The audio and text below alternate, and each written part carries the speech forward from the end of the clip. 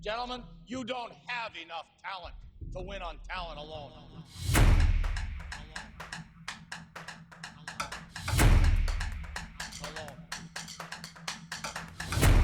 Hello and welcome to the Townland Podcast brought to you by The Wheel. I am your host, Adam Hess, and with me, as always, he recently jumped out of an airplane with no parachute and $6 million cash. It's Mike Regan. Mike, how you doing today? Did you hear what those woke bastards did?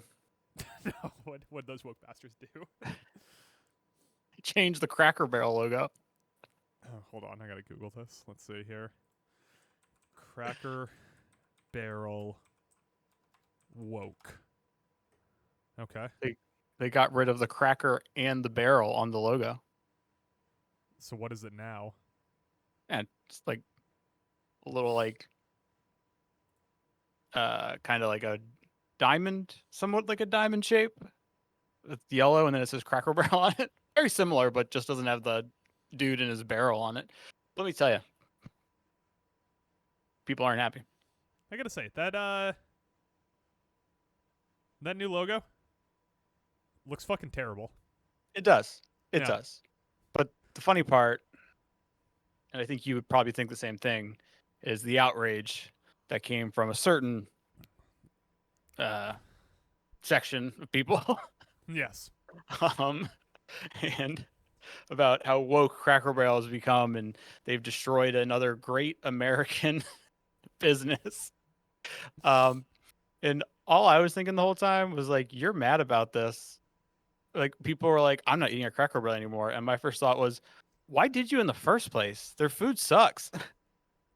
Okay, so hold on, wait. The CNN article has a picture from the inside of a Cracker Barrel, and I swear to God, it's the Chesapeake Cracker Barrel. Really? Yeah, They all look the same on the inside, dude. I know, but like it's got the same handsaw that was there. The tables are in the same configuration. Either they really all look the same, or for some reason CNN was in Chesapeake. Maybe it stands for Chesapeake News Network. You just never knew that. Yeah, you know what? I've never stopped to think what it stands for. I got no thoughts on it. Are they gonna get rid of their dumbass shop in the front that no one ever buys anything from? You're gonna have to, because they're gonna lose all this business for being so woke. Disgusting, sad. Sad, really. I like Very, very it's sad. it's like if you were watching a movie where like Mussolini and Hitler were having a gunfight and you were like, I don't know who to root for because a private equity firm bought Cracker Barrel and made this change and now MAGA people are mad about it, and I'm like, wait, who am I supposed to be rooting for? Am I rooting for the MAGA people or am I rooting for the private equity firm? I like to ask, like, all the people, the MAGA people who are upset by it, like, all right, be honest, when was the last time you were in, like, a Cracker Barrel? Like, be honest. Or are you just now saying you're never going again because of this whole thing? The comments and stuff, like, on X were, like, it was, like, a mix of, like, over-the-top outrage over nothing mixed in with people who I guess all of a sudden were, like, graphic design / advertising geniuses giving their critical thoughts on it. Like, in-depth thoughts. It was one of those moments where I was like, this is why I hate the world. I'm on Reddit and someone here is talking about how it's tragic that Cracker Barrel was bought by private equity because they used to work there when it was a family-owned business 20 years ago, and that's why the food was really good. And I gotta tell you, I've been going to Cracker Barrel probably not 20 years, maybe 15 years. Maybe, you know what? I'm about to be 30. I might have been going to Cracker Barrel for 20 years. I feel like I've been there, like, yeah. Let me tell you something. Cracker Barrel was never good. It doesn't, like, Yeah. the private equity firm could put sawdust into their food, and it'll taste about the same. It's fucking Cracker Barrel. I just like going there when I was a kid because of the store. Yeah, you'd run around, break shit. Get some candy. They had Maybe, they had like puzzles and shit on the tables. They got toys. The eggs were always terrible, but Yeah. there's food, you know. It was food. Grew up in Southern Virginia. What else was there to eat? I just tell you, Adam, it's a crazy world. We got woke Cracker Barrel. We got male NFL cheerleaders. What's happening? What's happening to this great nation?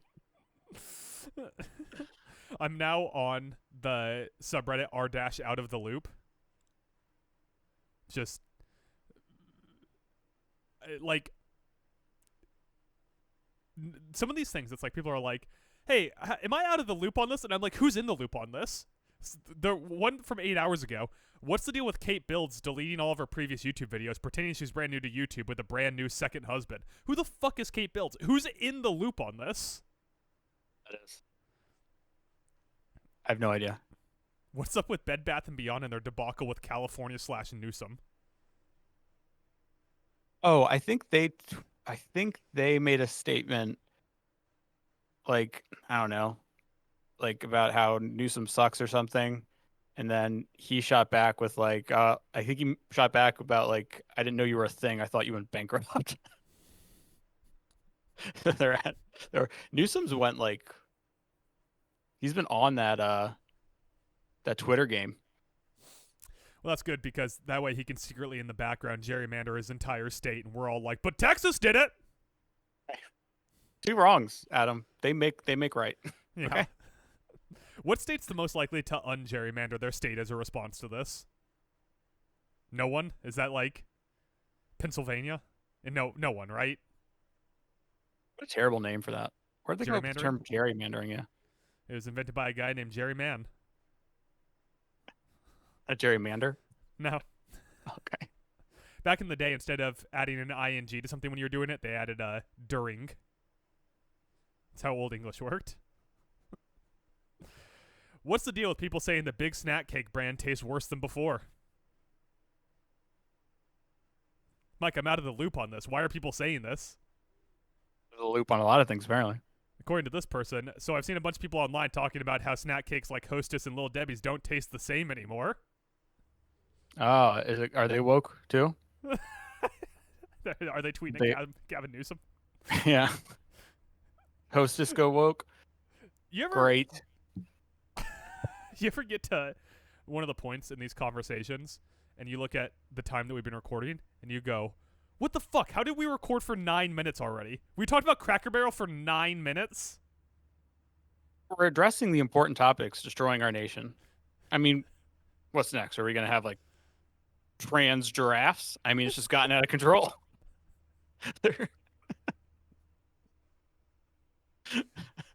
You said trans giraffes, and I was thinking MAGA bees. It really is just combine a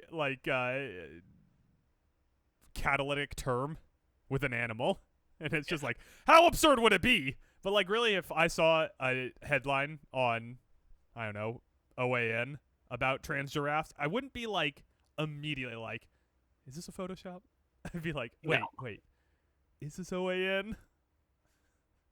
If it was on OAN, though, it would say something like, California pays $4.12 trillion to study transgender giraffes. Giraffes.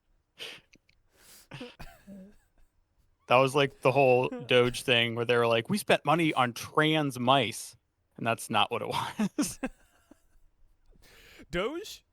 The short run of Doge, and I don't even know if they're still functioning or not. I should know. I work for the government. But the whole Doge thing, to me, from an outsider's point of view, seemed like a bunch of people who were trying to get through papers as fast as they could, and all were convinced they were speed readers. Like, it seems like they would get, like, a 20,000-page budget and just flip through it super fast and then just lock onto, like, a logline item. And then they would, like, go with it. Like, it would say, like, studying gender transformation in mice, and they would just see mice gender and start yelling about transgender mice. And that was an entire department of the government for, like, 6 months. I think they're trying to shut down the Department of Transportation because they saw trans in it, and they were like, nope, shutting it down.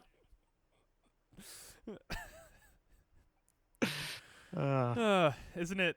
You know how I always bitch and moan about how It's Always Sunny got too blatantly political, and it's like there's no subtext anymore?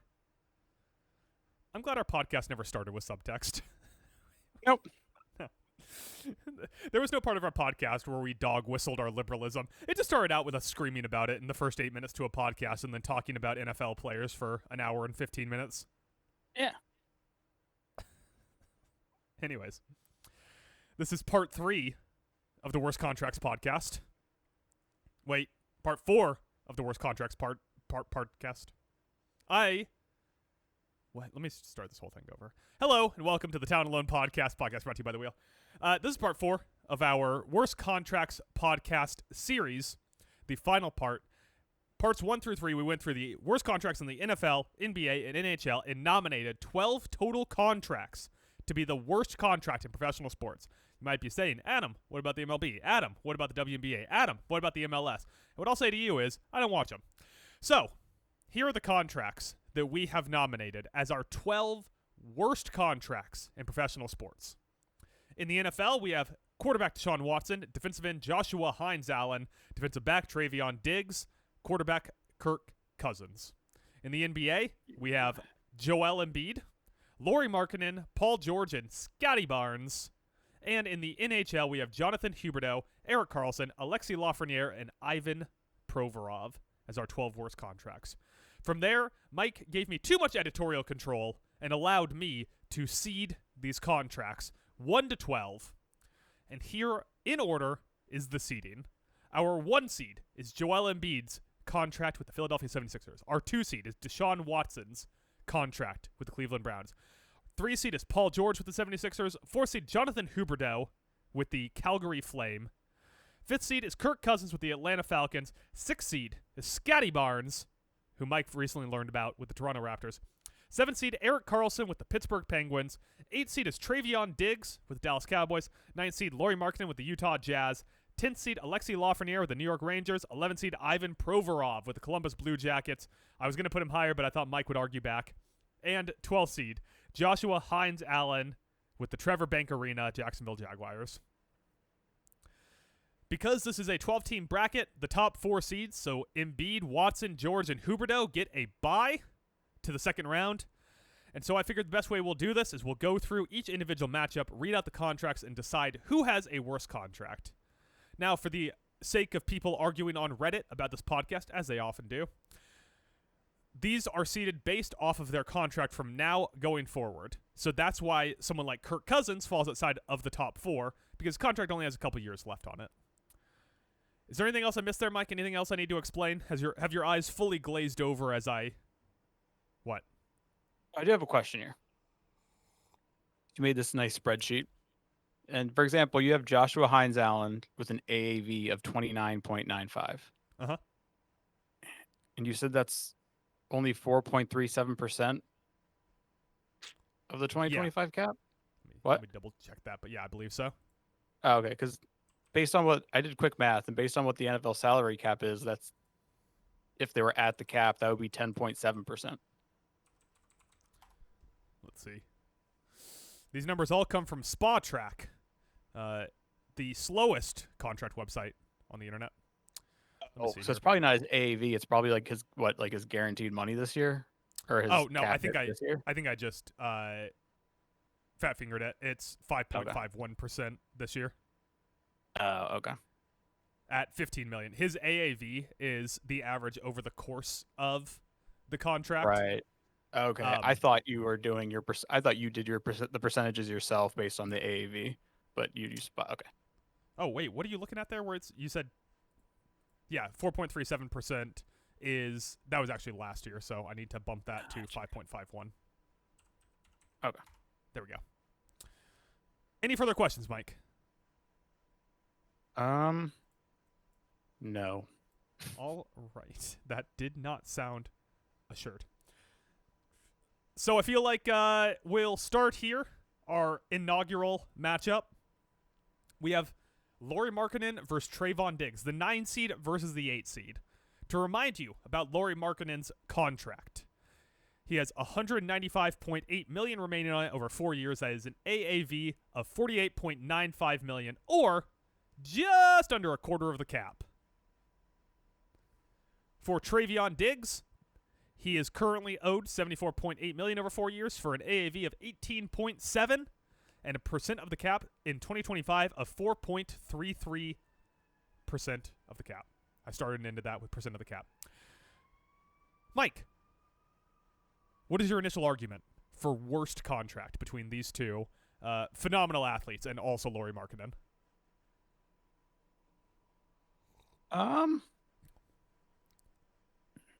trying to like split hairs here. They Mhm. both have a lot of term left on it. I think my biggest thing with Markkanen is he's gotten a little overhyped because he's on a very bad team. And if he was on like a title contending team, I don't know. I don't even know if he starts. Here's the thing about both these guys. It's almost serendipitous they're up against each other. Both of these guys are overhyped.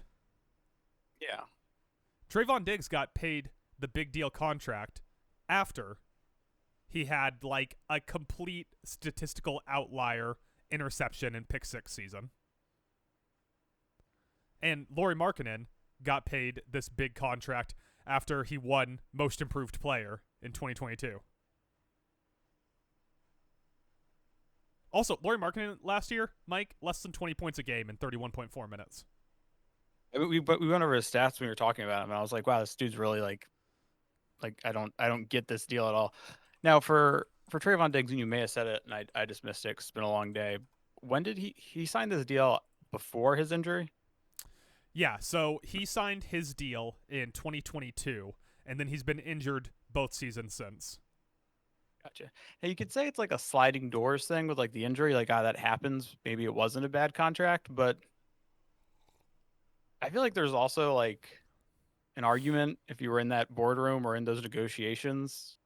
Well, probably not in the negotiations, but if you're consulting GM Stephen Jones and the puppet master Jerry Jones to tell him like, hey, when you think about the kind of player he is, it's pretty boom or bust. And that's not like consistently going to carry over year to year. Yeah, I mean, he had 11 interceptions in that 2021 season and 2 touchdowns. In 2022, he had 3 interceptions in 17 games. Okay. And it's not the end-all be-all, right? But, like, how about this? Pass defenses. He had 21 pass defenses in 2021, 14 in 2022 in more games. Solo tackles, 50 versus 43. Like, the numbers just trend down. Like, it was an outlier season, and a pretty significant one at that. I every time I flip back and forth between their individual statistical profiles, though, my thought on it shifts. Both guys have been injured a lot recently. Lauri Markkanen's career high in games is 66. Now, part of that question has to be, is it because as long as Lauri Markkanen's been on the Utah Jazz, they've been trying to shut him down so they can get a higher draft pick? Probably, but like you're paying this guy, what was the number again? $48.95 million a year. At some point, if you're not going to win, why the fuck are you paying someone on your team $48.95 million a year? Right, but if you were trying to get a better draft pick, why wouldn't you just trade Markkanen?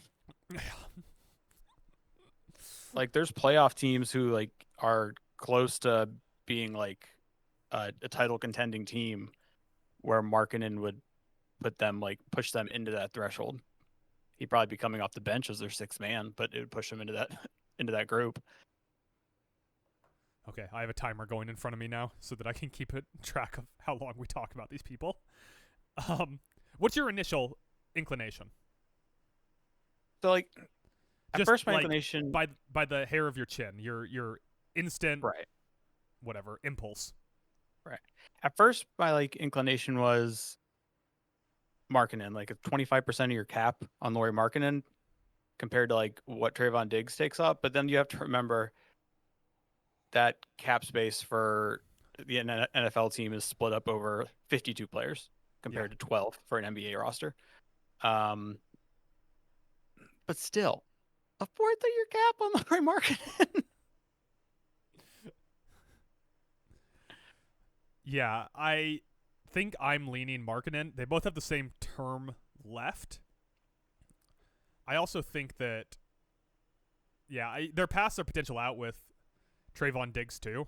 God, these guys are both also basically the same age. It is crazy how similar these two guys kind of project. You obviously took that all into account when you made the bracket, right?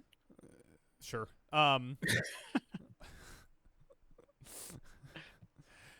It's just like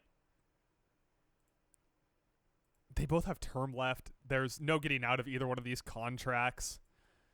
Oddly, a hard one. I guess it's good that it's the 8th seed versus the 9th seed because they're very similar. I think that I lean Markkanen because they've missed their opportunity to trade him.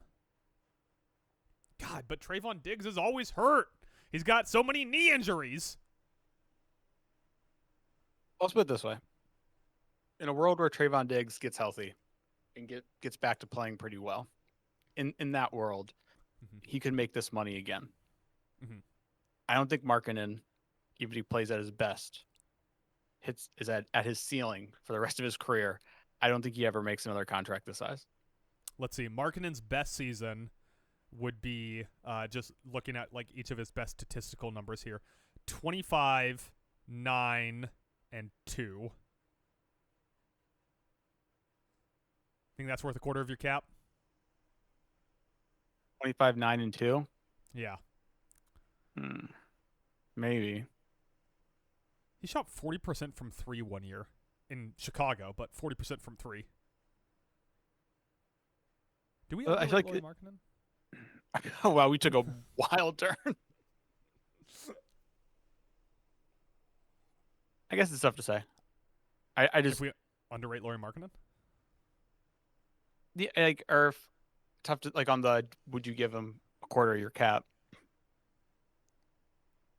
part is tough to say because like I just know I try to imagine him on like a team with a good roster. I'm like, all right, how does he slot in? What numbers would he put up on a team with other good players? How does that change the calculus here? Yeah, and I want to make like a case for one of these years, but he played with Chicago from 2017 until 2021. Chicago hasn't been good in longer than that. Then he played with Cleveland in 21-22 on a Cleveland team.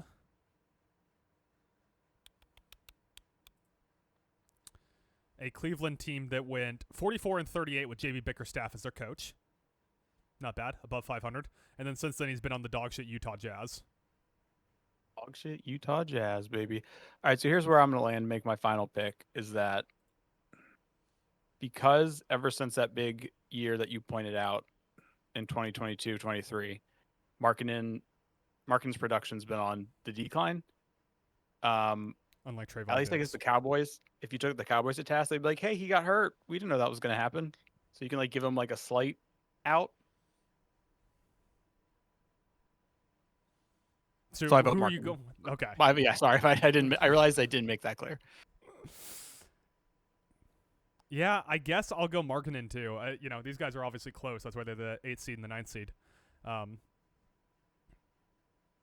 Markkanen moves on. Markkanen moves on to the next round. Our next matchup, the 5 seed versus the 12 seed. Kirk Cousins, the Atlanta Falcons, versus Joshua Hines Allen. So now the argument here in Hines Allen's favor would be term. Currently, Joshua Hines Allen, $119.8 million remaining over 4 years. That is 29.95 average annual value and a 5.51% of the cap. Kirk Cousins has 155 million left, with 3 years remaining at 51.67 per year, 14.3% of the cap. The funny thing about Cousins is if he was on a different team, right, and he was getting paid this much, you'd be like, that's an overpay. But if he's on a team where he was just like the full-time starter, you'd be like, I get why they did it. It's the NFL. You have to have a quarterback. He's got a lot of experience. Has played well at points in the past. So I understand why they're overpaying him. But the Falcons did this in like the weirdest, dumbest way where they're like, yep, big money to Cousins. Yep, drafting Penix. Oh, Cousins suck. Time to go to Penix. Oh, we will trade Cousins. Nope, not going to trade Cousins. He threw 18 touchdowns and 16 interceptions in 14 games last year. Yeah, I was looking up. I think I was looking at numbers for like our hot takes or our futures pod, and I looked at like the interception leaders last year, and I was like, Kirk was like up there at the top. I think he may have been one behind the leader, but I was like, he didn't play all season. No. Yeah, like I said, the argument here would be term on the Joshua Hines Allen deal because Hines Allen has one more year, but Kirk Cousins like couldn't throw last year, and when he could throw, he threw interceptions. And it was in the midst of him getting $100 million guaranteed on his contract, and then they drafted Michael Penix in the first round. It should almost be like the Kirk Cousins here should be less about Kirk Cousins and more about like what the fuck was Atlanta thinking? Like, did they sign him in in whatever March, April, February, and then come March they got him into the facility and realized that like his knee was just fucked or his Achilles was just fucked, and they were like, "Well, we gotta do something." I don't know how you wouldn't know some like. How would they not have known his Achilles was fucked? He tore it, and he's over 35. Like, yeah, it's fucked. Like, here's like a little bit of advice to NFL teams: don't sign a quarterback who's torn an Achilles, because like, especially with like the way the game is today, in my opinion, don't do it. The second you lose even the slightest amount of like mobility in the pocket, I'm not even talking about like Lamar, Josh running around like crazy, just that mobility with inside the pocket to move, and you become a statue, you're dead. You're dead meat in the NFL. All right, unless you're the greatest quarterback of all time, Tom Brady, who he wasn't even a statue, but he also Very probably pliable. could have been a statue. What? Very pliable. Yeah, but I think Brady could have been a statue and still been like a top 15 quarterback in the league because he just saw the game and always got that ball out lightning quick. Yeah, why? You know, we always do this with people who get drafted as raw prospects and come in. They're like, there could be Josh Allen. Why doesn't anyone ever look at like an over the hill, fucked up by injury quarterback and go, he could be Peyton Manning on the 2015 Broncos? Peyton was terrible in the 2015 Broncos. Yeah. The defense won the championship for them, but no one ever says that when they're doing the whole like projecting forward. Right. Wait, let me ask you this. So first off, can you make a strong case for Joshua Hines Allen to move on here? Similar to like the marketing thing, there's been like there's a glaring decrease in production after he got the money, and that's always a red flag. But there's also a world where you can be like, hey, you know what the most valuable position is right now on defense, where all the money is going? Yeah, pass rushers. Yeah. So I get why they gave him the contract he did. I lean the Cousins thing just because of how terribly it was handled with the other moves they have made. Yes. Like in a vacuum, I still think Cousins wins, but outside of a vacuum with all the context, Cousins like wins by a mile. I also say with Joshua Hines Allen, the contract's not good. Let's be clear. That's why he's on this list. He had 8 sacks last season. Right. Yeah, it's not like he showed up and shat his pants and cried on the floor for 17 games. Ben Johnson would have. Yeah, exactly. All right, Cousins moves on. Next up, finally getting a hockey player involved here, Mike. Although I think that this might be the widest gulf we have between your passions on 2 players this entire time. Ivan Provorov versus Scotty Barnes. This Scotty Barnes son of a bitch, I tell you what. So, Ivan Provorov currently has 59.5 remaining. Here's where hockey just kicks so much ass on these contracts. 7 years left on the contract. Yeah, it's so funny looking at these when you put like the term remaining, because like outside of the Barnes contract at 5, which is like the highest of any of the other sports, hockey, we have like a 6, a 7, and a 7 in our 4 hockey players that made this bracket. Ivan Provorov signed it this year, 7 years left, 8.5 a year, which is 8.9% of the cap next year. Once again, for the context, hockey has to pay like what, 15 starters? Oh, I'm sorry. I got confused saying. No, it's 12, 6, 20. 20 plus they have players that don't play plus a backup goalie. Right? Yeah, if you count how many players who don't? Yeah. Okay, got it. I'm doing your entire team that you have on the bench. Got it. Is 20 players on a roster. You know, Provorov doesn't even hit my get 1 million for every point scored. Oh, he doesn't. He's a defenseman. What's his Oh, never mind. Okay, and then the other contract that we're talking about here, Scotty Barnes, who Mike, at the beginning of our NBA podcast, didn't know why he was on this list, and by the end, passionately hated and wanted to hunt down Scotty Barnes. getting paid $224.2 million remaining. 5 years, $44.84 remaining. That is 20.58% of the cap. Lowest of the NBA players by percentage. Higher than almost all the hockey players combined. Yeah, it's really funny. Like we're like having a hockey player up against like a basketballer if it was up against a football player, just because like we're like, wow, 8.5 a year, that's a big contract for the NHL. Mike, do you feel you can make a passionate case here for Ivan Provorov? I know that you actually support Ivan Provorov, as he's a defenseman with 33 points last year. His closest award was 17th for the Norris. Ooh. You know me, I like those defensemen who don't put up the points. Yeah. Just kidding. I mean, Scotty Barnes is younger. So yeah, you're right. So the Ivan Provorov contract is worse, and we should have that one move on. You could say that, like you're gonna be paying Ivan Provorov until he's 35.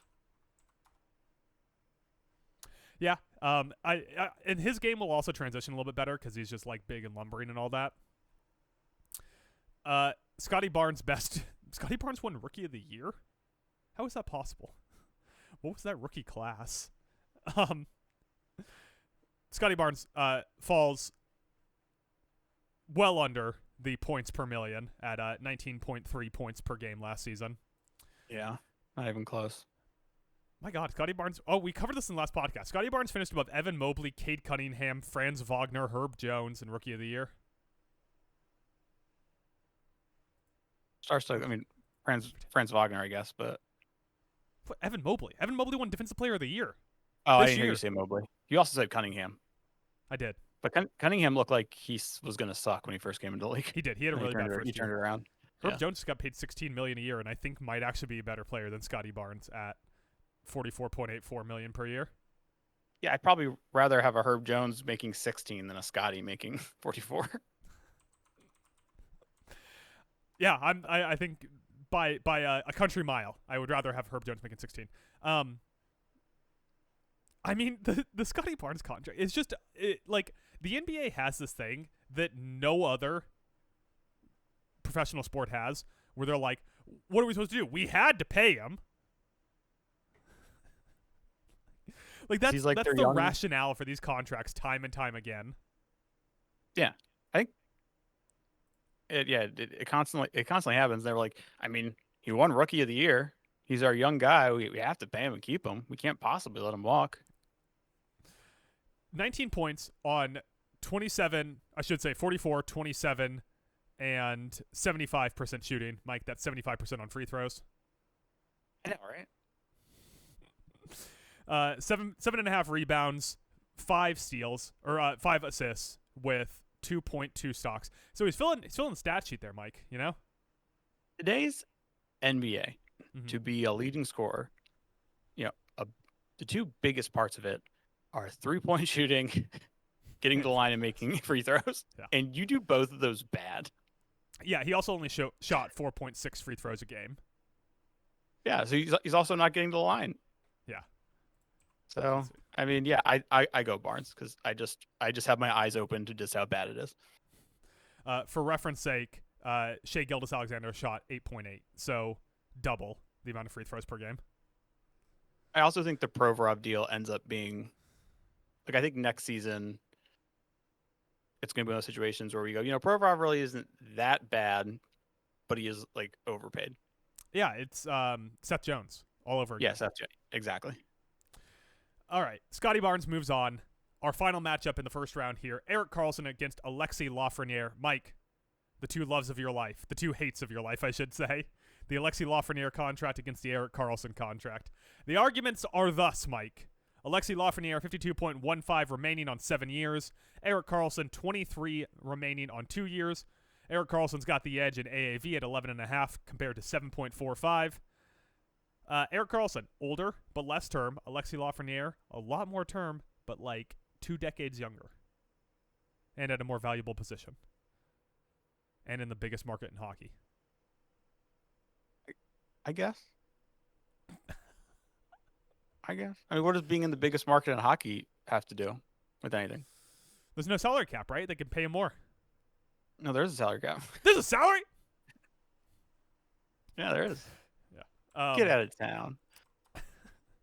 Erik Karlsson, famously, when he signed his current deal, people thought that it was going to reset the defensive players market, and it did not. Erik Karlsson stands on an island alone at the top of the defensive players market.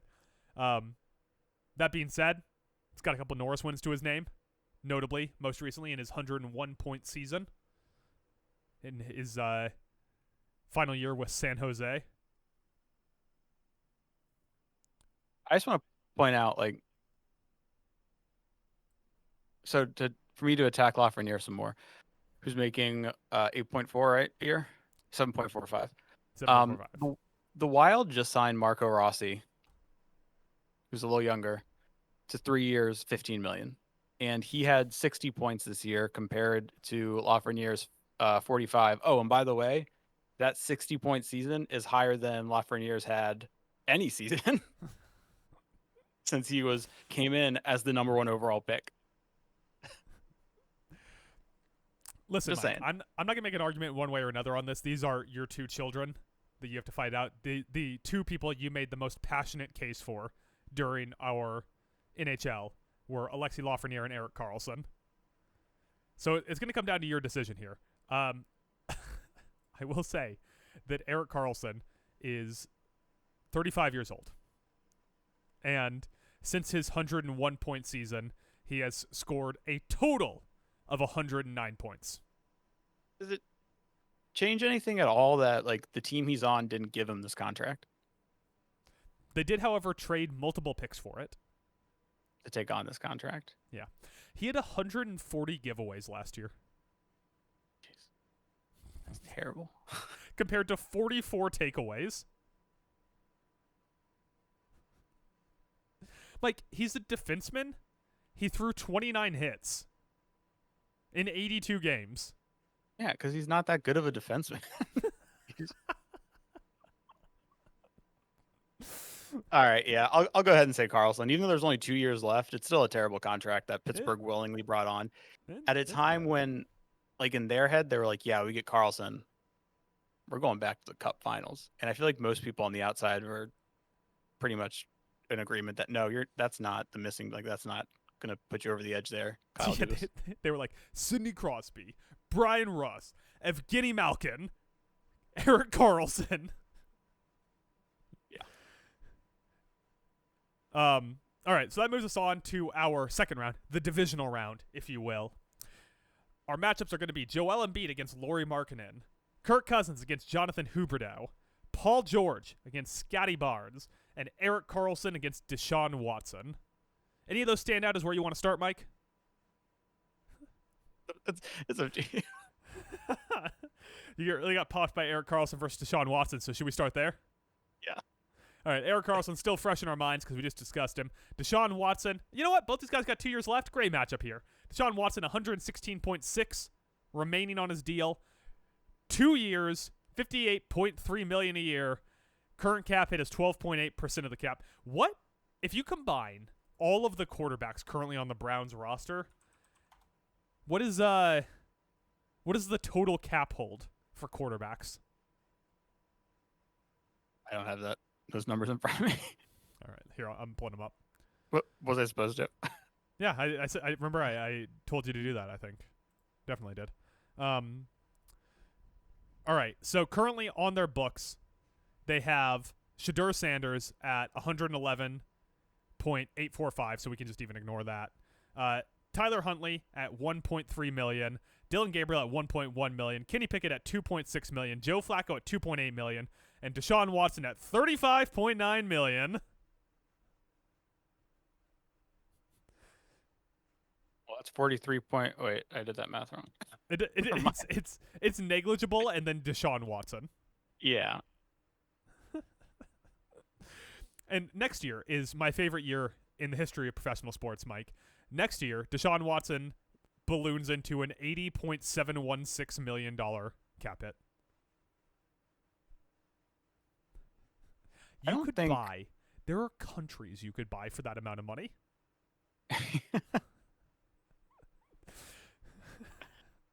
What was the injury he had? Achilles? Was it Achilles too? Yeah. See? Don't sign quarterbacks who tear their Achilles. Well, the Achilles was 3 years into his contract. The first year, his injury was just being bad at football. Right. So, but did he miss all of 2021 because of his being a monster? Or no. was there was an injury with that, wasn't there? So he was suspended for 10 games, then played. I can double check that. He didn't play at all in 2021. Yeah, so he was injured. You're right. Okay. Yeah, so 2021 he didn't play because of a combination of suspension and injury. Since then, he has played 6 games, and 7 games for the Cleveland Browns. So It speaks much volumes about the Joel Embiid contract that this Deshaun Watson contract isn't the 1 seed. And partially it's because of the remaining years on it. That being said, $80 million next year. How do we talk about anything else besides the fact that Deshaun Watson, who is currently 6th on the depth chart, is going to get paid $80 million next year by the worst franchise in football to not play football for them? I was googling something. It's really bugging me that I can't remember what that injury was. Sorry. Oh, what his yeah, I gotcha. The 2021 injury. His 2021 injury. Like part of the Deshaun Watson deal that also enters your mind, even though it's not like it's like a footnote that was tagged along with it, is what they gave up in that trade to get him. Oh yeah, I can pull up my list on that here. I don't have it in front of me, but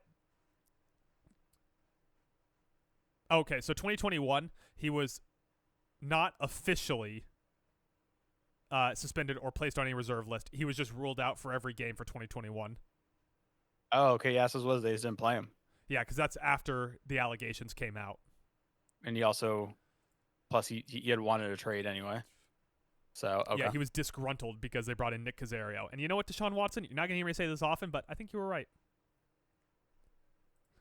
I think Deshaun Watson, I hope he's disgruntled most days out of his life. You think he's happy? He just got married. Imagine marrying Deshaun Watson. Does that mean? No, he's a very rich man. So I guess. Also, I mean, this is like a different. Never mind. I'm not gonna. Never mind.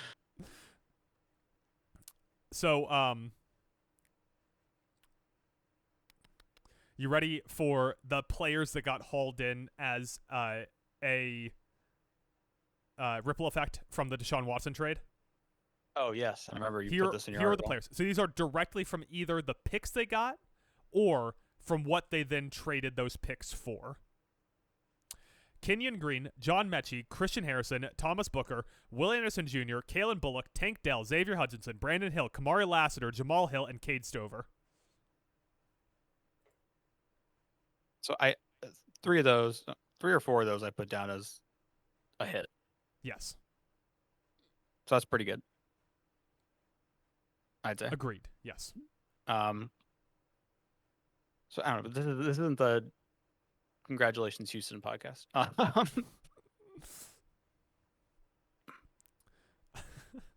I'm struggling because like there's not a lot of term.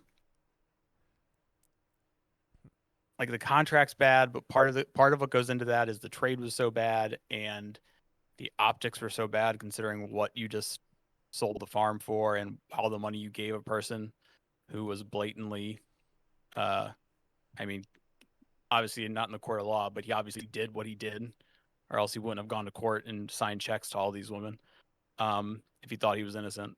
So I don't know. Can you weigh in here? I'm like really torn on this one. You're torn on this one?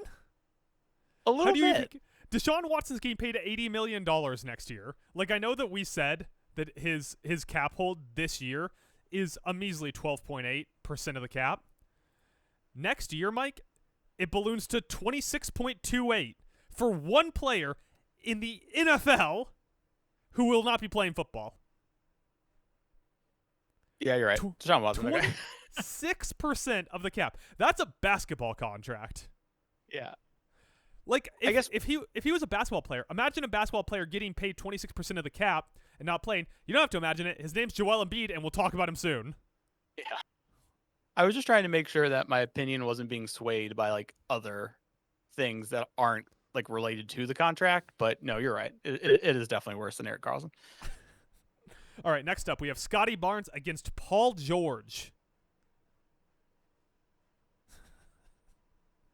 Scotty's 23, and Paul George was over the hill when they gave him this dumb contract, and no one should be surprised by the way it turned out. So I go Paul George. Paul George is at $162.3 million with 3 years left at $54.1 million, so that is more than Scotty Barnes' deal, but over less term. Percent of the cap for 2025 is $27.5 million. That's a bad deal. That's a bad deal, brother. Terrible deal. It's also like the Scotty Barnes deal. Part of it is that he just signed it and it's too much money. The Paul George deal, they're already rotating off of. They're already looking more towards the future of the franchise and saying, well, we just got to outlast this Paul George deal. Right. I mean, and it was really short-sighted of them to think like, yep, bringing in Paul George, teaming up with Embiid and Maxey. Like, you should, with Embiid, you should never think like, yep, bringing this guy in, teaming him up with Embiid, because like you never know if Embiid's going to be there. Yeah. So Paul George, when he was on the, can we pause? All right, we're back. Had a temporary stoppage due to unforeseen deliveries. We were talking about. Oh God, where's all my stuff? We were currently in the conversation of discussing Paul George against Scotty Barnes. I don't remember where we were. I think we were both on the side of saying that Paul George moves on to the next round. Yeah, pretty much. So, not much more debate to have there. I'm sure we were about to say something really interesting before we got paused. So, if you want more information on our takes about Paul George, email us at townalonepodcast@gmail.com with the headline Paul George and the body just saying Paul George, and I'll reply with Paul George thoughts. With Just that, reply Mike, with Paul George. our next Back and forth. our next Paul matchup, George. Jonathan Huberdeau versus Kirk Cousins. Both men known for their Florida tenure. Oh. Sometimes I do a little test to see if Mike's listening to me, and the answer is always inevitably no. I was listening. Sure you were. So you went away, and now I got COVID. So, Huberdeau, whose contract we have not discussed on the podcast yet as he got a first-round bye, has $63 million remaining over the course of 6 years. That is 10.5 per year, which is 10.99% of the 25% cap. So 11% of the 25-26 cap. With a lot of terms still left on that deal, Mike. 6 years left. The only people with longer term are Alexei Lafreniere and Ivan Provorov, who have both been eliminated already. Sadly. What is your initial leaning here? Kirk Cousins against Huberdeau. This is our closest round 2 matchup in terms of seeding. 4 seed versus the 5 seed. I mean, you obviously did a good job seeding, because right off the bat, I'm leaning Huberdeau. Leaning Huberdeau. There's still so much time on this contract. It is painful. Yeah, it's a pretty wide difference in term. It's a pretty wide difference in term, as currently Huberdeau has 6 years left and Cousins has 3. I will say this: Kirk Cousins 37, Jonathan Huberdeau 31. Really? Yeah, I know they look the same age, don't they? He plays a lot older. Yeah, he was in Florida for 10 years. Kirk Cousins has never been anywhere for 10 years. Well, I mean, where was he born and raised? That's probably 10 years. I don't know. Where's a place that doesn't believe in vaccines? Texas? Texas does seem reasonable. He was born in Barrington, Illinois, on August 19th, 1988. Old. Went to Michigan State. Does that change your thoughts at all, Mike? Not one bit. The thing about Hubie though Hubie Lewis. is that, huh? Huh? The thing about Hubie is that, so he's 3 years in, and the first year was like an abomination, and the next year was an abomination, and then last year it was like, oh, he's playing better, but that better was still 62 points. And starting in like midway through year 2, when Calgary was starting to crater and Huberdeau was 30, I think that everyone in the Calgary organization said, well, this is sunk cost. They had 81 points that year. Didn't sniff the playoffs, finished 5th in the Pacific. I think that the people in Calgary have been aware for the last season and a half that the Huberdeau deal is an albatross around their neck, and they're probably going to buy him out. The Cousins deal, I think, on top of that, is causing like locker room problems. True. You know what's crazy about the Huberdeau deal is like they got really like, I don't blame him for trading Kachuk because he wasn't resigning. They had to do something with him. I guess you grab Huberdeau, you could be like, all right, fine, take a shot. But to give him this contract was the big mistake. When really, when you look back at his career, he had, obviously the year before he went to got traded to Calgary, he had the big 115-point season. Other than that, in like 2018, he had 92 points. In 2019, he had 78 points. Every other year, he didn't break 70. So I'm like, they really got pilled by this 1 year. And when the trade happened and the contract was signed, like the entire hockey world went, oh, that's not going to work. Like, his body's beaten up. He was on a really good line on a good team, and that's just not going to translate well. Like, this isn't going to work. And it right off the bat, as I said, it didn't work even worse than we thought it wouldn't work. That makes sense. It didn't even work worse than we thought it was going to work. I will say this. The Cousins contract was after he tore his Achilles, which goes back to the classic Mike Regan rule of don't sign old quarterbacks who just tore their Achilles. I've always said that. All right, Mike. So you said you were going into this leaning Huberdeau.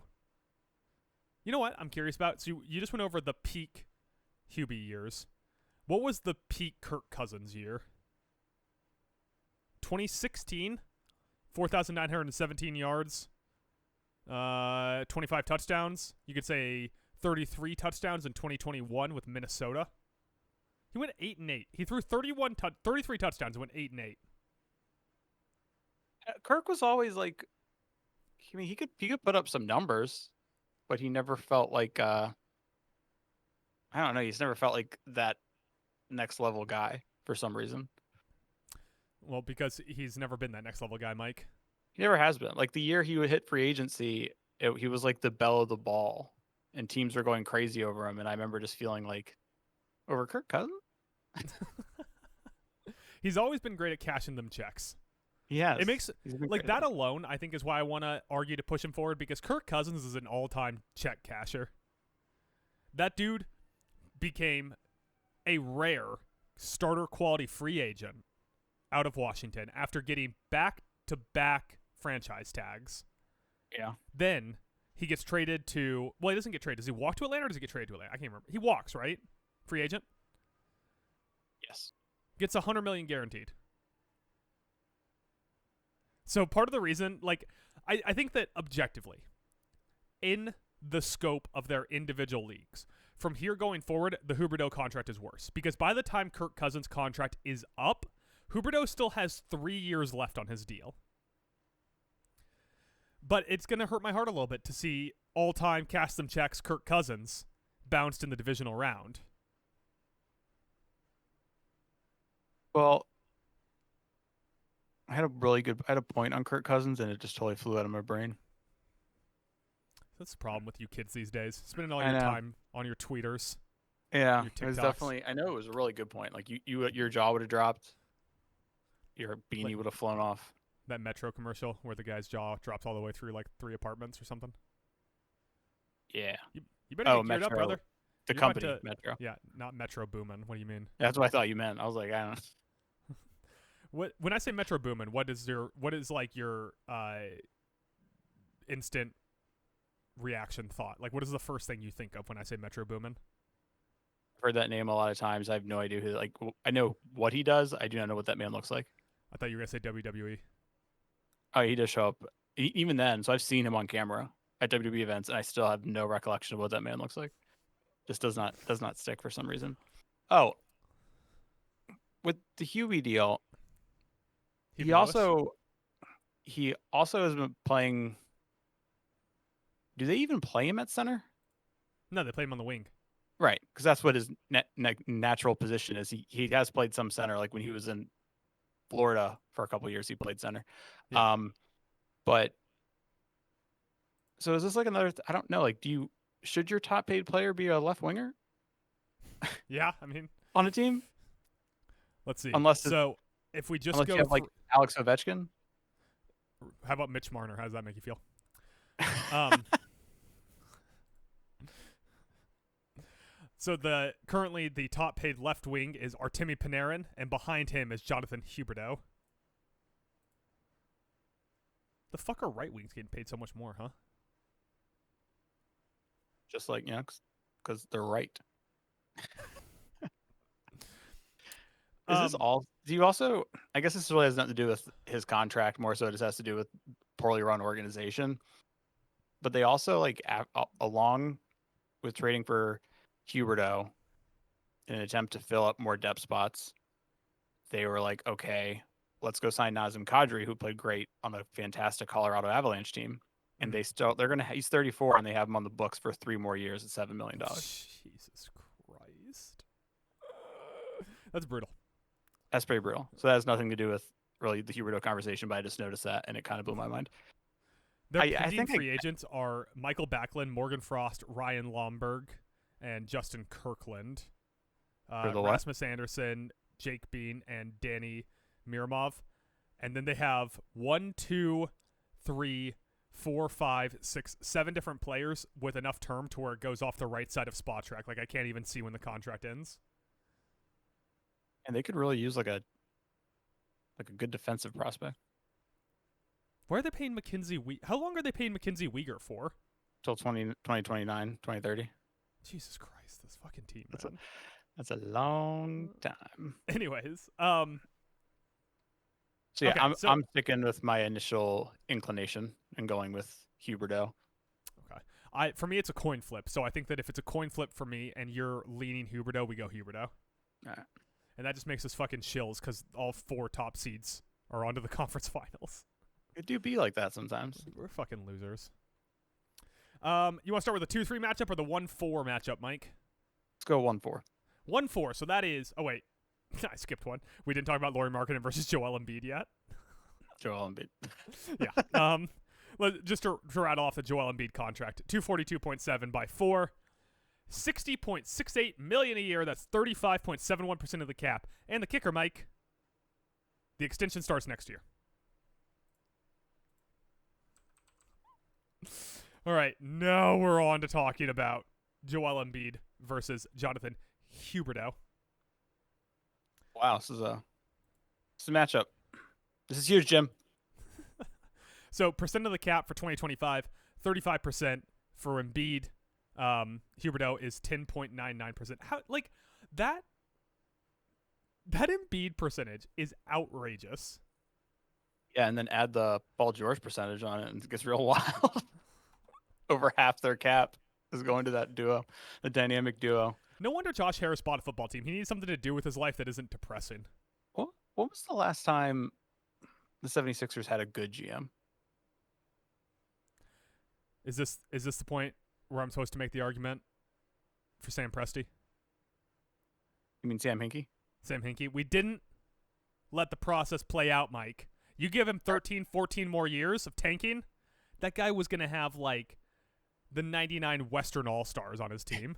Yeah, I mean, like, I guess if you're like still like a Hinkie believer, you can say like, oh well, the Sixers messed up what he was doing with the process. Based on how some of those things turned out that he was building, I don't think the process would have worked. Let's see. So the big names: Markelle Fultz, Ben Simmons, No, Dario Saric. Markelle Joel Fultz Embiid. was, if I remember correctly, Markelle Fultz was after they said bye Hinkie, and then they made the dumb trade and passed on Tatum Oh, you might be right. That was what's his face to who had get the burner Fultz. accounts that got fired. Yeah. Remember Mhm. that? Yeah, it was pretty good. Are we all stuck on calling Daryl Morey a good GM because he was the only person trying to compete with the Warriors I guess. and like create a Daryl ball? But like, what's been his most inspiring move as the 76ers GM? Lucking into Tyrese Maxey? Leaking information to Bill Simmons, probably. Yeah. When he somehow ended up with the number 2 pick in this draft, was that his best move? Definitely. If it was number 4, would have lost the pick. You would have lost the pick? What do you mean? It was pick protected. It was top 3 protected, and he landed in the top Oh. 3, despite having like the 9th odds. Oh, see, I didn't remember that. I'm That just is sheer curious. unadulterated dumb fuck luck. Oh yeah, so this is okay. I was just curious if I couldn't remember if Morey did anything else notable before Houston, but not really. He became senior vice president of operations for the Boston Celtics with the responsibility. Oh, never mind. Responsibility for setting ticket prices and developing analytical methods and technology to enhance basketball decisions. Oh, related to the draft trades. Okay, yeah. So he did do something. Well, that makes sense. Like when you read like analytical methods, that tracks, like you said, because of Daryl Ball, where he went to Houston and he was like, "You're shooting the 3, you're driving inside and flopping. Yeah. This is how we win, boys." I don't know why I think Daryl Morey sounds like that. This is how we win. What would have to happen for Joel Embiid to not pick up his 2028-2029 option for $67 million? He marries and divorces Elon Musk, so he doesn't need the money. Like that's all I can think of.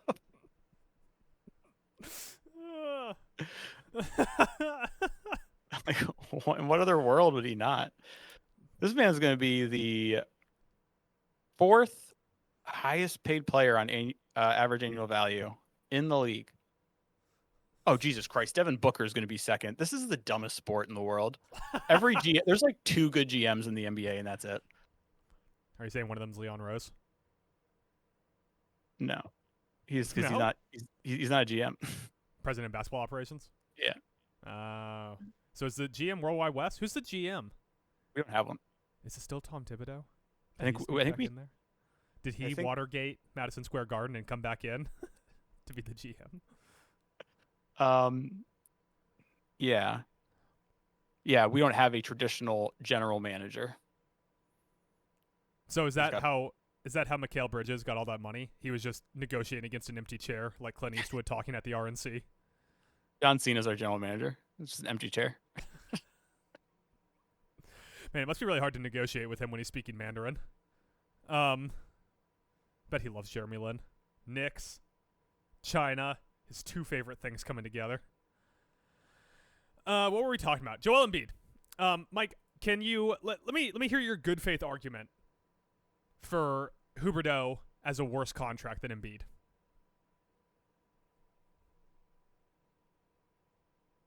Length. I think Joel Embiid's taller. Yeah. It's funny because like there's similarities here. Mm-hmm. When you think about it, like Yeah, Joel had both the large black men. yeah, from- like Initially from Africa. Joel like had the MVP season, Mhm. and then every other year, like even he had like obviously great years outside of that, but even those years it was like, how many games did you play? Because he was constantly dealing with injuries his whole life. His whole life, like since he was born, he was just getting turf toe or some shit. So and then you also have Huberdeau, who really just like a massive spike in that one year where I think he didn't win it, but he was in the running for the Hart. 5th. 5th. Okay, so he's top 5 in the Hart, and that is really what got him this contract. Because I think if you looked at the body of his work out behind that, there's no way he's getting $10.5 million a year. And what the fuck when you're in the Philly front office, could you possibly say to justify the Embiid thing? Like, Embiid himself came out and said he'll probably never play back-to-backs again. Yeah. The guy has Bell's palsy. Oh, here's what JR has. You've told me that before. Every time you tell me, I'm surprised. Like, there needs to be a conversation, not about... You know how Embiid's going to end up picking up that third year in this contract? When he has to fucking medically retire in 2 years. The other, right? Like there's our similarity there. Is that, like I've been saying, like there was reasons to see like, oh, this Huberdeau contract's probably a bad idea. There was reasons to see why this Embiid contract was a bad idea. But both franchises were in situations where like Calgary just came off the conference finals run, right? And they're like, crap, we have to trade our young star player, but we like got to stay competing. You know, we can't fall back. So that's why they do what they did. Meanwhile, the 76ers are like, dear God, can we please get to a finals? We have to do it. Embiid's like the face of the organization. We have to give him all this money. When really what they should have been looking at is this guy's never played 70 games in a season. And last year he was a detriment in a sense because he only played 39. Yeah. Like, how can you, a guy just, like, sorry, it's just like the Scotty Barnes thing. My brain is like breaking every time we talk about this Embiid contract because there's just so many reasons why you don't do it. It's just, it's not to bring up a painful memory for you, Mike, but it's my fucking get rid of kickers and punters. The NBA does this because they do it. They sign guys because there is no way to cash in on an asset that's gone.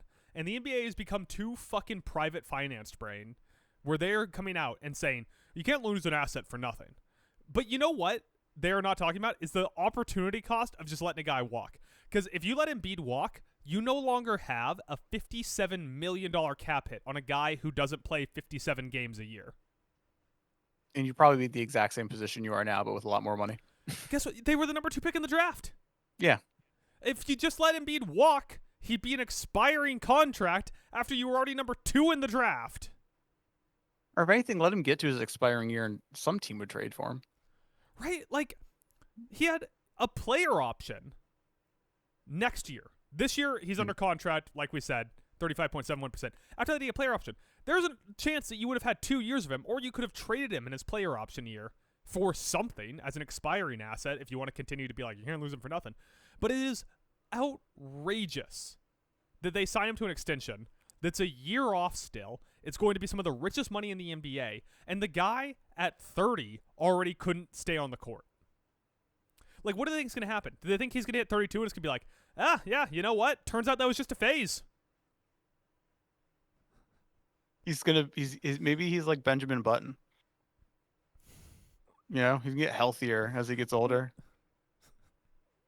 Yeah. Yeah, so like, let's go back to my point. Like that season, he was very good. And like, what round did they make it to that year in the playoffs? They've never made it past the divisional round. Oh, that's right. The Knicks knocked their bitch ass out. So like in that 6 games though, I will give them credit. Embiid averaged 33 points. Yeah. So I'm sure that also helped him in the room, but they still got knocked out in the first round. But they were the 7th seed that year. Maybe you don't end up playing the Knicks if Embiid plays more games and you're not the 7th seed. Like there's ripple effects to this thing, people. Like just don't stare at the 33 game. Look at how we got here and all the red flags around this deal. Now who knows? You know, his middle name's Hans. Oh, that's pretty badass actually. You're Joel telling me it's Hans Embiid. Joel Hans Gruber Embiid. Yeah. That's beautiful. Beautiful name. We should start, like, you know how you get all those nicknames on Basketball Reference and most of them are like things that one person said one time in a tweet?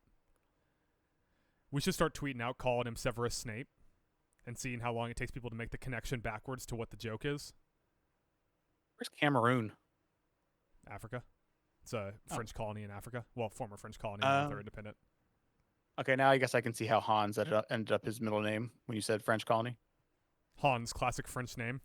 Well, no, but, you know, French near Germany, but also Hansa. That'd be like if your middle name was Jose. Why?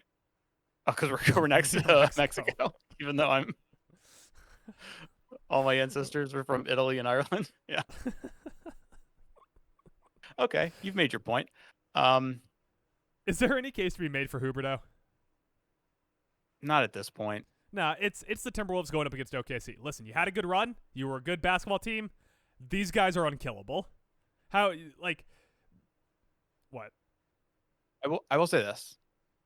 I can totally understand the Sixers saying we need to lock him down. Let's do the extension. But falling into the trap of, well, we got to make him almost the most paid player in the league was the mistake. Yeah, what would be a better contract for him to? Oh my God, what is going on with my spot track now? Like, it almost makes more sense that if he got the Rudy Gobert deal, and you were like, hey, listen, man, you can't stay on the court. I know you won an MVP, but 19 games. Right. Or like, do NBA contracts have incentives like NFL contracts? Most of the time, no. But we just saw that pop up recently with Zion Williamson, where his has right. escalators. Yeah. Yeah. Wasn't it like so- you have to hit the Stairmaster once a day or something? Yeah. No more Call of Duty. Yeah. So Gobert's is 35, 36 and a half, and 38 million. If Embiid was getting paid that, he wouldn't be in this conversation. But also, if they gave the NBA world would have fallen on its head if Embiid was making the same amount of money as Rudy Gobert. Because at the peak of their powers, they're in different galaxies. Yes. But the difference is Rudy Gobert stays on the floor for 70 games and also has been to back-to-back conference championships. Mike, how many conference championships has Joel Embiid played in? Goose egg. All right. Embiid moves on to the championship round. The question is, who will he be against between Paul George and Deshaun Watson?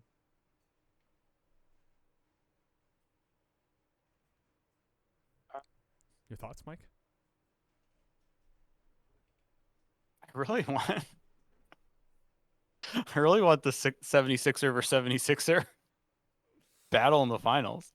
Here's the problem. You just come in here with your fucking storylines, your lame stream media, your fucking liberal media out here, just more concerned with pushing storylines than honest journalism. Why do teams so often pay a player based on their peak if their like what led up to the peak wasn't really consistent with the peak? You know what I'm saying? For the same reason the gun control legislation goes in after a mass shooting happens somewhere. Gotcha. Because humans are so reactionary. Right. Because like that last year in OKC where he had 28 and then what is that, like 7, what was it? I can't read. Averaged 28 points, 4 assists, and a whopping 8.2 boards a game. But like his numbers scoring wise, like his next closest high was like 24.3 one season. And his boards have been under that by a couple every year since then. Yeah, that OKC run was great. The Clippers run never really got off the ground. And then the Clippers weren't going to give him the contract that he wanted, so he walked, went over, signed a contract with Philly. And like this is what I'm talking about. Like no one talks about how great of a move that was by the Clippers, but you know what they did, Mike?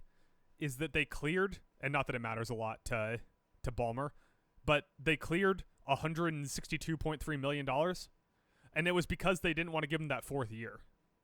Like, they saw the decline, and still, like they were going to give him 50 a year, but at 3 years. But still, like, if you let someone walk, it doesn't mean the asset went away for nothing. It meant that the cap hit went away. But anyways, right. I will give props to the Clippers on not getting sucked in, because like those last 2 years in Indy and those 2 in OKC, he played 81, 75, 79, 77. And then the most games he played for the first, 4 years with the Clippers, he never played more than 56 games. But then his last year with them, he played 74. But they were like, for some reason, I don't think you're playing 74 again next year. I don't buy it. And they were right.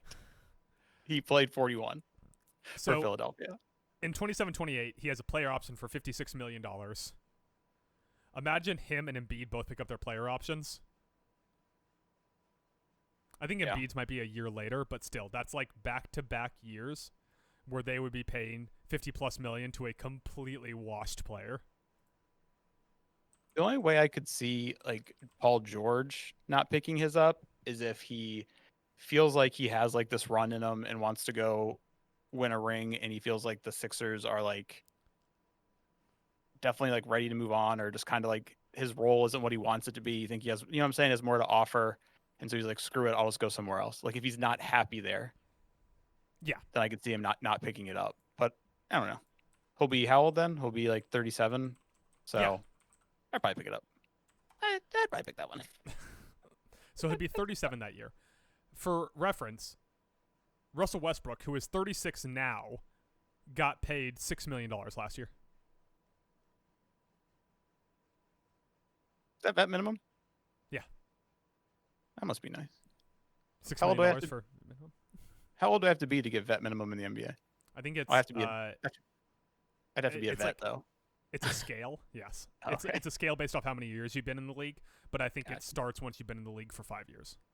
Okay, so I just got to get to the NBA for like and play 5 years, and then At that I point, can you'll start already catching be up. 38.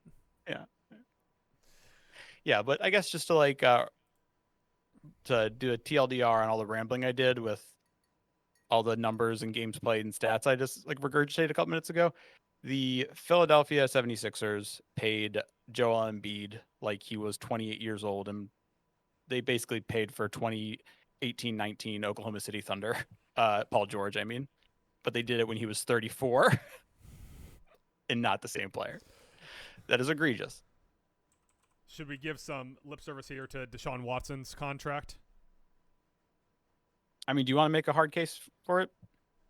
Yeah, I think it's a worse contract. You do. So they both have relatively similar term left, especially if for some reason Paul George doesn't pick up his final year. But Paul George has 3 years left. Deshaun Watson has 2 years left. In that time, Deshaun Watson makes a higher AAV. Like 58.3 on average. Once again, $80 million next year. $80 million. Yeah. To be the 5th quarterback on the depth chart. At least Paul George was playing. I'll say Deshaun this. Watson in 2024 played 7 games. He went 1-6. I think what NFL teams benefit from when they get themselves in bad cap situations is how the draft works with the NFL. Mhm. And I think you can get, if you are a good team, you can get multiple players who can step in and make an impact very young and cheap. And so then you can kind of live with those bad contracts. Like, let's say like Shadur Sanders hits.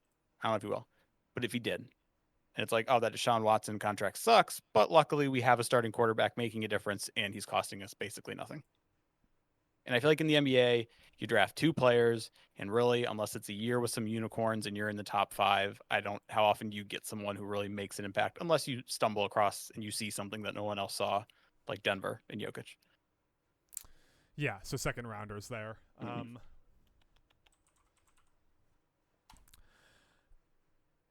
So I feel that the obvious answer here is Deshaun Watson. It seems like you think that the obvious answer here is Paul George. So flip a coin? Yeah, because at least I can like look at like Deshaun's last year in Houston. The numbers were at least astronomical. Yeah, he was a shit person, and you gave up way too much in a trade for him. But like Paul George, there was like numbers there to say this is more money than you should be spending on a 34-year-old. Deshaun Watson's the only quarterback to ever get a fully guaranteed. He's the only player to ever get a fully guaranteed contract in the NFL. Kirky Q did. No, Kirky Q got $100 million guaranteed, or $90 million guaranteed. Maybe you're right. Maybe it was $90 million fully guaranteed. It was just Deshaun Watson's contract was astronomically higher, longer, and guaranteed. And they traded a ton of picks for him. They traded a first, a fourth, a first, a third, a first, and a fourth. This isn't the worst trades of all time. Or worst trades in the league. This is the worst contracts. So should we go back to the $256 million that they paid Deshaun Watson overall? Well, that's or the bad. fact that once again he is owed $80 million next year. Okay. Well, let's do it this way. Hold on one second. Should I use a wheel? Is that what I should do? No. The NBA salary cap is $154.647 million Uh-huh. compared to $279 million in the NFL. You know I have a line on this Google sheet that tells you the percent of the cap that they're earning. Yeah, I know. But I was just throwing those numbers at, but I guess that really doesn't help my argument. Like it's kind of like nebulous. It comes out bad on both ends, right? So I see what you're saying. I just can't get over that $80 million number. Like that's more than Shea Gilgeous-Alexander's earning per year. It's more than Leon Draisaitl's earning per year. Yeah, it's a little bit. That's I'm more sure than like 5 Leon Draisaitl's earning. Like that number, 80 million, is 26.28% of the cap, which means that it's higher than the percentage that Paul George is making. Now, was the contract structured like that, or did they kick money down the line? They at just some kept point? kicking money down the line. Oh, so they Jones themselves. Yeah, they Jerry Jones themselves. They Jones themselves with And by that the way, one. that's not to mention that after that 80 million, he has 25, 16, and 7 million dead cap through 2029. Yeah. The Paul George has 3 years left. Deshaun has 2, so there's not much of a difference there. Does Deshaun? Yeah, I guess. I mean, at least. Yeah. All right. Can I tell you the real reason I'll we should acquiesce go on with this Deshaun one. Watson here? What? Because if we get on to the next round and it's Paul George against Joel Embiid, the answer is obviously Joel Embiid because they're on the same team in the same league. Yeah. One of them's getting paid more than the other. All right. That's fair enough. Yeah, I'm good with going Deshaun here. All right. So our championship round. Joel Embiid against Deshaun Watson. Dirty player versus a dirty human being. Hearing those two names stacked up against each other, what is your initial leaning for worst contract in professional sports? Joel Embiid. I think mine is too. I think that's how I'm leaning. What's the argument for Deshaun Watson? Is it just me once again screaming about $80.716 million a year? Or $1 million in 2026? Yeah. I guess. I mean, if we were doing this podcast, if we had a time machine and we took Embiid back in time, he has the same contract, and it was the same year that Deshaun signed the contract he's currently on, then I'd probably be leaning Deshaun if we were still early in that contract. But back then, we thought maybe Deshaun Watson was good still, I think. Yeah. I mean, Maybe. obviously not as a person. I had a but feeling it wasn't going to go well, but that obviously could have been clouded by my judgments on him as a person. So So the closest year Embiid comes to that $80 million cap hit is still 4 years away at $67 million. Yeah. So now, here's the alternate case. So let me start here. After Deshaun Watson's contract is up, you'll still have 2 years left of Embiid, including a player option. But you'll have 3 years left of dead cap hit from Deshaun Watson. Now, those are diminishing returns all the way down to $7 million in the 30-31 season or 29-30 season. But you'll still have 3 years of Deshaun Watson money left on your books by the time that his contract is up. Does that skew your perspective in any way? Now, I was starting to play devil's advocate in my head and think well, if you had to say which one of these players, if you had to put money on it, you think would be more likely to all of a sudden get their body right and be a good, get back closer to what they once were. I say once were, Embiid is that far removed from it, but you know what I mean? Yeah. There's no chance in hell. Deshaun Watson's career's over. Yes. I stand on that. Yeah, Deshaun Watson will never play a starting snap of football again in the NFL. Right, compared to there being a non-0% chance that Embiid gets his body to a point where he can play 55 games a season and be very good in those 55 games and then be healthy enough for the playoffs. Yeah, if everything ticks right for Embiid, he could be a guy that we say, well, if he had played enough games, he'd be in the MVP conversation. If everything ticks right for Deshaun Watson, we forget about him and stop mentioning his name. I think the only thing I'm hung up on is there's only 2 years left of Deshaun compared to 4 of Embiid. Yes, but then the 3 dead cap years also. Oh. Okay. All right. Here we So- are, what, 4 years after he signed the deal? And I think Deshaun Watson still has the worst contract in sports. The Browns currently are 17th in cap space with $24 million of cap space. Philadelphia is 16th. So they're like the same amount of cap space, too.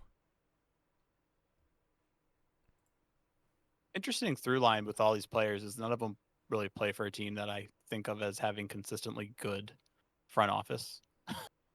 Yeah, who's the best front office involved in this? Like, I think Atlanta's going in a really good direction now, but it was rough out of the gate. Yeah. Um, Yeah, maybe Utah if you believe in the tank. yeah, and what's his face? Boston dude, who everybody, Danny Ainge. yeah, Danny Ainge.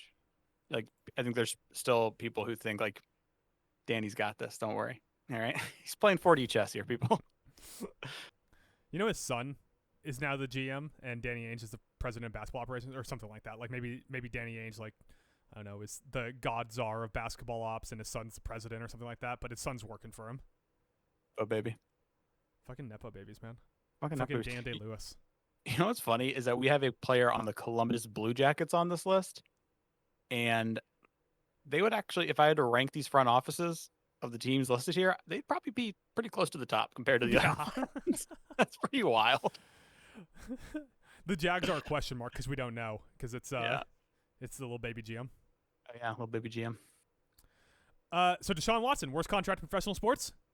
Yeah, you made a hell of an argument. You wore me down. How do you feel about it, Mike? I feel good with it. I'm just happy that Embiid and Paul George were, in the Final Four. It felt like us watching basketball and football, where both of our teams had a shot at the championship there, and neither one of us made it there. Chris made it. Any honorable mentions that you can foresee being on this contract or being on this this bracket in the future? Ah, shit. Off the top of my head, it was too late in the day for me to start thinking. How about the Bryce Young payday that comes after this season? He throws 33 touchdowns. That'll be a hit. I think it'll be very interesting to see how the De'Aaron Fox contract turns out in like a year or two. There you go. Our 1 seed next year, De'Aaron Fox. Our 2 seed, Bryce Young. I'm not saying that, but There you go, Mike. That is a 4-part project that we somehow made it through before football started. Oof. We did it. We did it. Came out on the other side. Mike's going to make a supercut of all the best moments from all 4 pods. It's going to be a super cut. Maybe like 10 seconds. It'll either be 10 seconds or it'll be 5.5 hours when he just jams all the pods together in one episode and puts that out without vetting it. Like an hour and a half because I'm actually just going to take all the audio tracks and line them right on top of each other. Play all 4 at once. I think that if you did that, that's how you hear a satanic verse in a record. With that, Mike, you got any plugs on the way out the door? The usual social media stuff at Talon Mike. I just changed my Twitter profile picture to another picture of my cute dog. So follow me just for that. SEC article finally dropped. My long ass preview of the SEC article. I think I mentioned that on Wednesday too. Big Ten article coming up. Hopefully I should be able to get it submitted to our world-class editor this weekend. So hopefully be up sometime next week. I know week 0 will have already kicked off, but guess what? No Big Ten teams play in week 0. So works out perfectly. There you go. Yeah. Other than that, over to you, Adam. Follow me at Town Alone Adam on Twitter. You can follow me at Kotan Film Pod on Bluesky. You can follow Mike on Letterboxd at Fat Bernie's.